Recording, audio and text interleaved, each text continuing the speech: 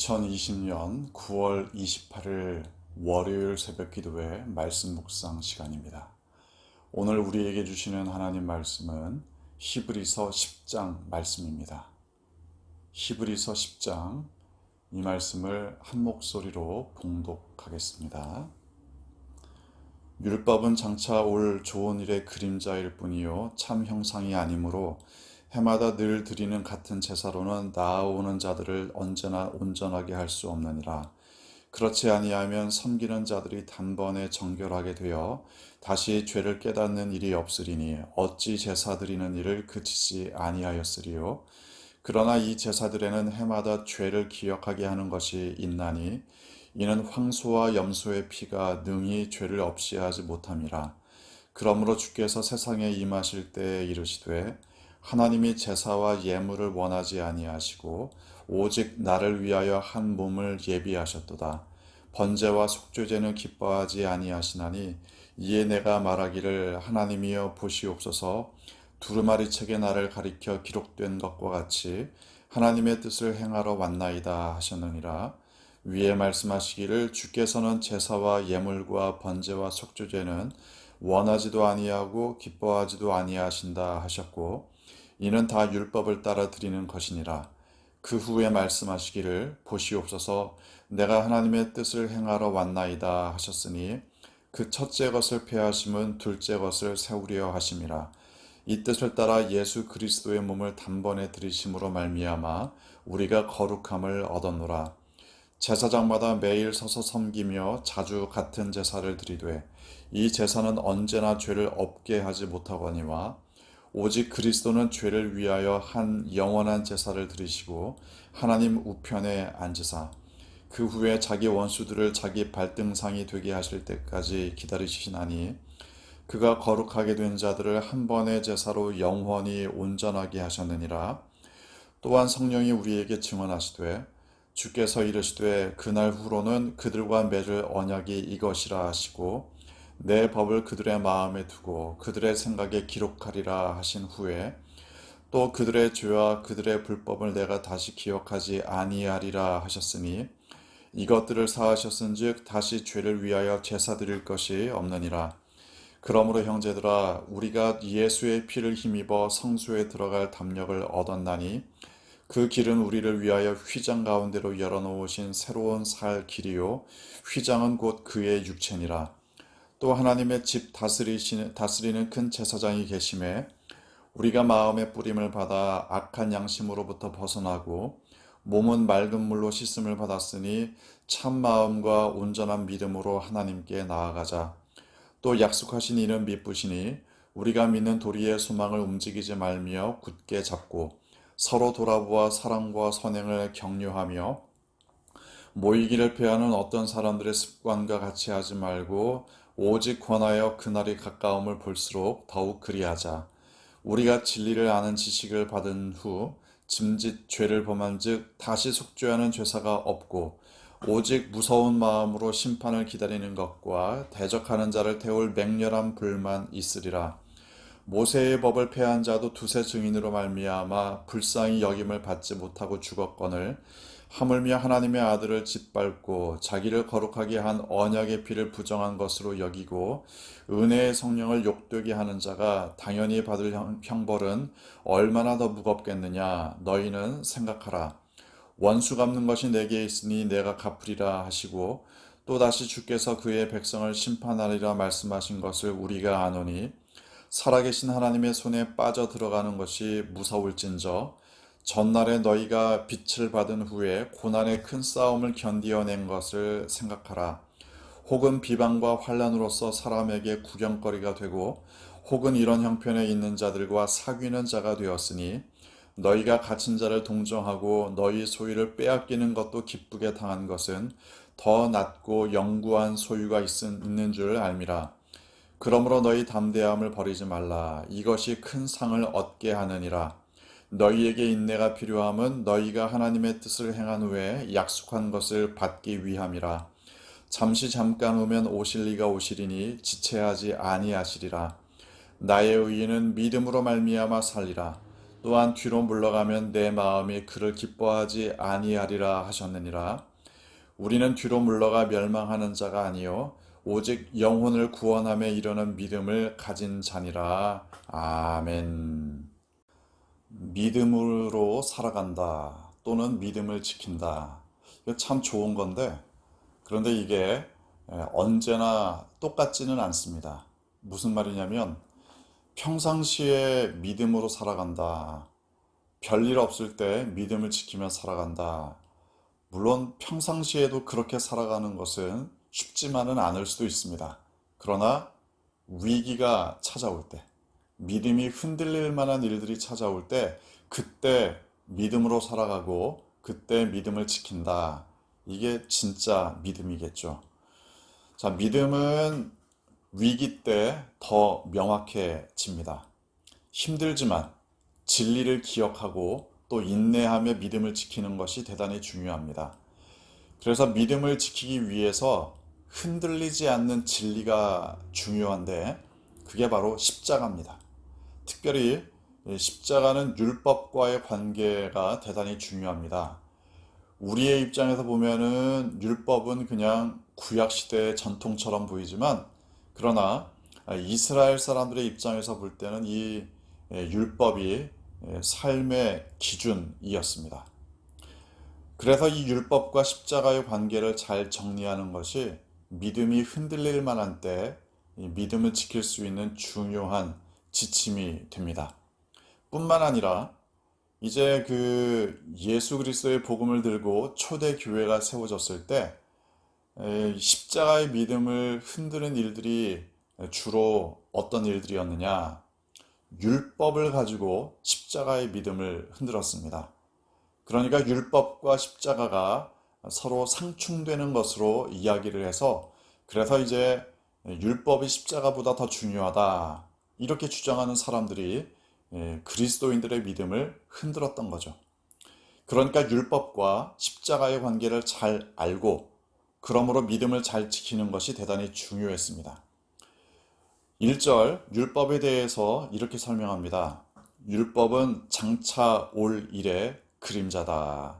아주 중요한 표현이죠. 그림자다. 그림자라는 것은 뭔가 실체가 있어야 그림자도 보이지 않겠습니까? 그림자라고 해서 뭐 아무것도 아니다. 이렇게 말할 수는 없지만, 하지만 또 실체와 그림자는 똑같을 수는 없습니다. 뭐 아주 우리가 이제 이야기를 하는 것처럼 우리 가끔씩 좀 장난을 칠 때 손 모양으로 뭐 개의 모양, 늑대의 모양, 뭐 독수리의 모양 이런 것들을 빛에 비추어서 손 모양으로 뭔가 그림자를 만들어 내지 않습니까? 잘 생각해 보면 그림자는 개, 늑대, 독수리인데 그런데 실제로는 손가락으로 만든 거죠. 자, 그러니까 그러니까 그림자가 중요하긴 중요한데 실체를 명확하게 알지 못하면 오히려 착각에 빠질 수도 있다. 이 사실도 역시 우리가 기억해야 합니다. 율법은 장차 올 일의 그림자다. 십자가의 그림자다. 참 형상이 아니다. 그리고 1절 마지막 부분 온전하게 할 수 없다. 온전하게 할 수 없다. 굉장히 중요한 역할을 하기는 하지만 온전하게 할 수는 없다. 2절 마지막 부분 어찌 제사 드리는 일을 그치지 아니하였으리요. 제사가 완전했다면 제사 드리는 일을 그쳤을 것이다. 하지만 해마다 드리지 않느냐? 3절 이 제사들에는 해마다 죄를 기억하게 하는 것이 있다. 율법은 죄를 기억하게 합니다. 죄를 깨닫게 합니다. 하지만 죄를 완전히 속죄할 수 있도록 해주지는 못한다. 이 사실을 기억해야 합니다. 그래서 10절 예수 그리스도의 몸을 단번에 들이심으로 우리가 거룩함을 얻었다. 제사는 율법을 따르는 제사는 11절 매일 제사장들이 서서 섬기며 자주 같은 제사를 드리지만 죄를 없이 하지 못한다. 하지만 그리스도는 단번에 12절 영원한 제사를 드렸다. 14절 한 번의 제사로 영원히 온전하게 했다. 그러므로 17절 죄와 불법을 하나님께서 다시 기억하지 아니하신다. 19절 예수의 피를 힘입어 성소에 들어갈 담력을 그래서 우리가 얻게 된 거다. 예수님의 십자가는 율법의 완성입니다. 그러므로 율법을 계속 쳐다보고 있으면 완성을 맛볼 수가 없겠죠. 이 관계를 잘 이해해야 합니다. 십자가의 믿음은 영원한 제사가 되신 예수 그리스도를 바라보는 데 있습니다. 이 믿음을 굳게 붙잡아야 된다. 율법주의, 또 뭔가 겉으로 드러난 행실만 가지고 사람들을 따지는 도덕주의, 이런 것들을 넘어서기 위해서는 십자가의 복음을 잘 지켜야 한다. 그런데 실제로 초대교회 상황에서는 율법을 가지고 십자가의 믿음을 흔드는 사람들이 계속 나왔습니다. 또 뿐만 아니라 핍박과 환난 가운데에서 믿음을 지키기 어려운 상황들도 꽤 많았습니다. 믿음을 지킨다는 것 쉽지 않기 때문에 그러니까 23절부터 25절까지 이렇게 권면합니다. 약속하신 이는 미쁘시니 신실하시니 우리가 믿는 도리의 소망을 움직이지 말며 굳게 잡고, 움직이기 쉬운 상황이기 때문에 굳게 잡으라는 이야기죠. 24절 서로 돌아보아 사랑과 선행을 격려하라. 25절 모이기를 표하는 어떤 사람들의 습관과 같이 하지 말고 오직 권하여 그날이 가까움을 볼수록 더욱 그리하자. 사실 여기에는 모이는 것이 대단히 중요했던 시절이기 때문에 모임에 대해서 이야기를 하는데, 사실 모임보다도 더 중요한 것은 서로를 돌아보아서 믿음을 지키도록 격려하는 것, 이게 사실은 더 중요했습니다. 서로 돌아보고 격려하고 권하는 것, 목적이 무엇인지를 기억하라는 거죠. 믿음이 흔들리지 않도록, 십자가의 복음이 흔들리지 않도록 사람들의 공격 가운데에서도, 핍박과 환난 가운데에서도 굳게 지키라. 이게 중요합니다. 믿음의 교제가 얼마나 중요한지, 믿음의 공동체가 얼마나 중요한지 기억해야 합니다. 우리의 믿음은 흔들리기 쉬운 상황도 꽤 많습니다. 그래서 26절 보면 진리를 아는 지식을 받은 후 짐짓, 죄를 범하는 사람들이 있다. 이런 것들에 대한 경고를 하죠. 32절 하지만 너희가 빛을 받은 후, 진리의 빛을 받은 이후에 고난의 큰 싸움을 견뎌낸 것을 생각하라. 믿음이 흔들릴 만한 상황에서 넘어진 사람들도 있지만 고난의 큰 싸움을 견딘 사람들, 그 사람들을 기억하라. 33절 비난과 환난으로 구경거리가 되기도 하고, 또는 이 어려움에 있는 사람들과 함께 교제하는 삶을 살기도 했다. 34절 갇힌 자를 동정하고 너희가 소유를 빼앗기는 것도, 믿음 때문에 소유를 빼앗기는 것도 기쁘게 당하지 않았느냐. 그것은 34절 마지막 부분 더 낮고 영구한 소유가 있는 줄을 알미라. 믿음의 최종 목적지가 어디인지를 알기 때문에 이 모든 고난들을 이겨내지 않았느냐.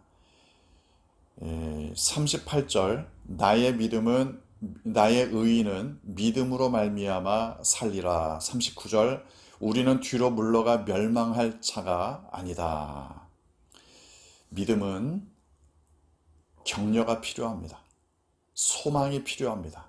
왜냐하면 믿음을 끝까지 흔들리지 않고 붙잡고 살아간다는 것은 만만치 않은 일이기 때문에 그렇습니다. 예수님께서 말씀하신 것처럼 이 생명의 길, 믿음의 길은 좁은 길이기 때문에 그렇습니다.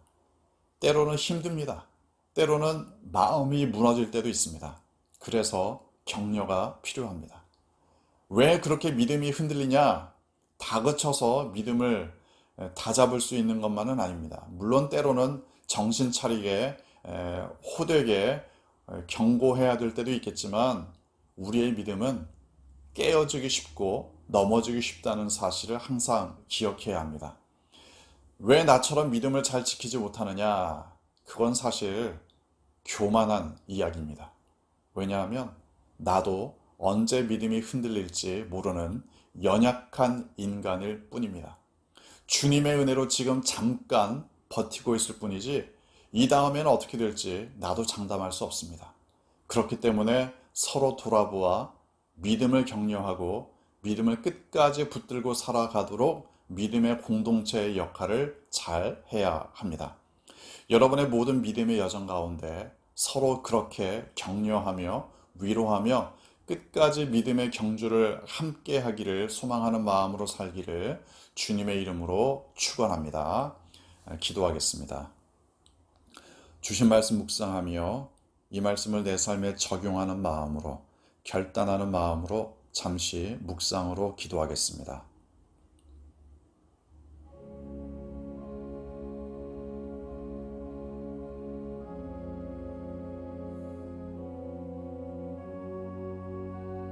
아버지 하나님, 십자가로 말미암아 구원받은 그 은혜를 찬양합니다. 십자가로 말미암아 나의 모든 죄를 속죄하신 그 은혜를 찬양합니다. 이 믿음 끝까지 흔들리지 않고 굳게 붙들고 살게 하여 주옵소서. 뿐만 아니라 믿음이 흔들릴 만한 상황 가운데 있는 사람들을 위로하며 격려하며 서로 돌아보며 살아갈 수 있도록 인도하여 주옵소서. 몸된 주님의 교회를 위하여 기도합니다. 믿음이 견고하여져서 말씀에 굳건한 터를 잡아서 믿음이 굳건한 교회 되게 하여 주옵소서. 다른 사람들을 위로하며 격려하는 교회 되게 하여 주옵소서. 아버지 하나님, 이 나라와 이 민족을 위하여 중보합니다. 코로나 바이러스의 위협을 잘 이겨내며 오히려 다른 힘든 나라들을 도와주는 나라가 되게 하여 주옵소서. 특별히 어려운 때일수록 서로 편가르기를 하고 서로를 정죄하는 그런 나라가 아니라 힘들 때일수록 하나님의 공의와 사랑을 따라 서로를 격려하며 위로할 수 있는 나라가 되게 하여 주옵소서. 이 한반도에 진정한 하나님의 평화가 임하기를 원합니다. 그러므로 북한 땅에도 자유롭게 복음을 증거할 수 있는 날을 허락하여 주옵소서. 세계와 열방의 주인 되신 아버지 하나님, 오늘도 온 세상을 다스려 주시고 특별히 곳곳에서 복음을 증거하는 우리의 선교사님들을 통해 수많은 영혼들을 주님께 돌아오게 하시며 하나님의 창조의 질서가 회복되는 역사가 일어나게 하여 주옵소서. 컴패션을 통해 우리와 연결된 아이들을 중보하오니 오늘도 하나님께서 그 아이들을 건강하게 믿음으로 양육하여 주옵소서.